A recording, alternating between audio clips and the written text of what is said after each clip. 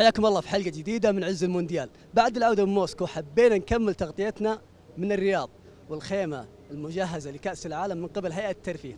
بنسأل الجماهير عن خروج ميسي، وبرضه بنتابع معاهم مباراة البرتغال مع الأورجواي، مباراة مهمة وممكن يطلع فيها برضه رونالدو. خلونا نشوف.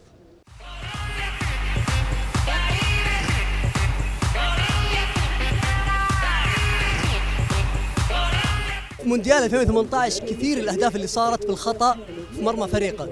هذا رجعنا بالماضي المونديال 94 ولاعب كولومبيا أسكوبار لما سجل هدف في مرماه في مباراة أمريكا. لما رجع أسكوبار لبلده طلع من مطعم وصار بينه وبين واحد نقاش حاد، قال أنت خطيت سجلت ببابنا. صار النقاش، أطلق عليه هذا 12 طلقة في جسمه ومات. اللي أطلق عليه هذا اسمه كاسترو، حكم عليه بالسجن 43 سنة، لكنه ما أخذ إلا 11 سنة. في 2005 طلع من السجن.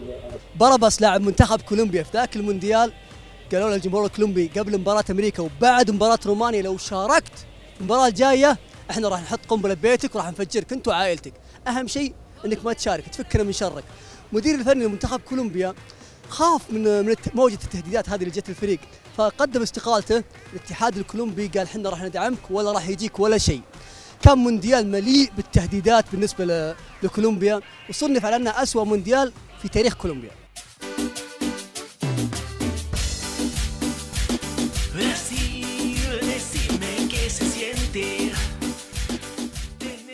الشوط الأول انتهى 1-0 للأورجواي. لا إن شاء الله يعديها البقال إن شاء الله.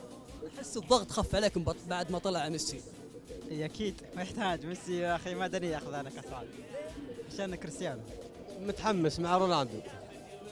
مع رونالدو. مع مين اليوم؟ اليوم مع اللاعب الحلو. مع رونالدو، مش مع البرتغال، مع رونالدو. ميسي ما شاء الأرجنتين بيشيل كريستيانو البرتغال. ميسي جاي من إصابة، ترى من إصابة رباط جاي رباط يا ابن حنان. هي شمت جاء رباط يا ابن حنان الأول. ايش رايك في سامباولي؟ سامباولي والله مدرب خايس. مدرب سامباولي والله مدرب بطل، بس ميسي ما شاء. ميسي خذ المنتخبه. ديبالا في دكة الاحتياط، إيكاردي برا التشكيلة، هيغوايين تلعب بدون مهاجم قدام دور 16.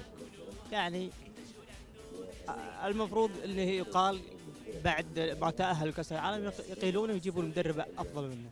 واللي يتابع الأرجنتين من مباراة الأورجواي من استلم سامباولي دفة المنتخب كان دائما غير تشكيله وغير ثابت، وحقيقة المنتخب الأرجنتيني ما كان مرضي أبدا أبدا أبدا، خصوصا معدل التهديف كان حتى معدل المنتخب السعودي أعلى منه.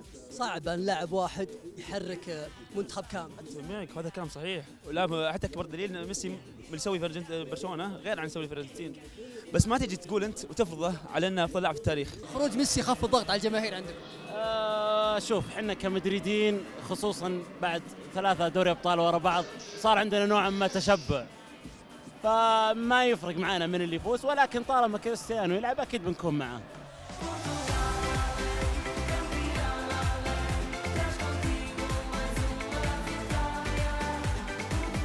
ابي رونالدو يفوز علشان ميسي، عشان تقهرون جمهورهم يعني. ايه نقهر برشلونه وغير. وش هذه كوره؟ طيب ادري انها كوره بس احنا نستمتع. اليوم كريستيانو خسر وميسي كله مخسره يعني. كله مخسره، من اللي يشجع اليوم كله مخسره والله. شكلك متحمس على المباراه. وانهزم البرتغال. انت مدريدي؟ ولا مدريدي ولا شيء، برتغال.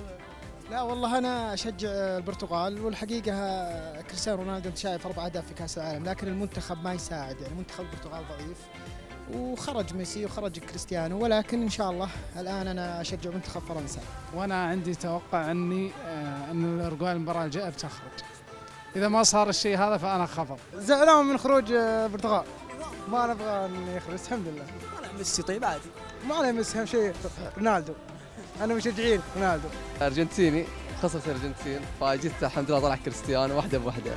مره مستانس، واتساب وجالس طقطق على اخوياك. والله يطقطقون علي في مباراة الأرجنتين، طقطق عليهم مباراة الأورجواي. سألت لهم ها كفاني ذا زي كذا الصوت وزعلان بعد. ميسي طلع. إيه خلاص كريستيانو طلع وميسي طلع. خف الضغط عليك؟ إيه أكيد. يعني أنت يهمك إن كريستيانو ما في طقطقة تجيني، ميسي متخاذل، ميسي ما سوى شيء. نفس الشيء مع رونالدو، على الأقل ميسي صنع هدفين سوى شيء، رونالدو ما سوى شيء اليوم. انما انا شفت المباراه يعني الفريق يلعبون وكريستيانو ها شوي ما هو اللي زي لعب الفريق. رونالدو خساره كبيره اكيد. ميسي متخاذل من يومه. شوف مستانس؟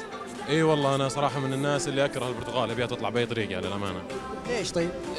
ما ادري، يمكن عنصريه شوي ضد كريستيانو بس فقط لا اكثر.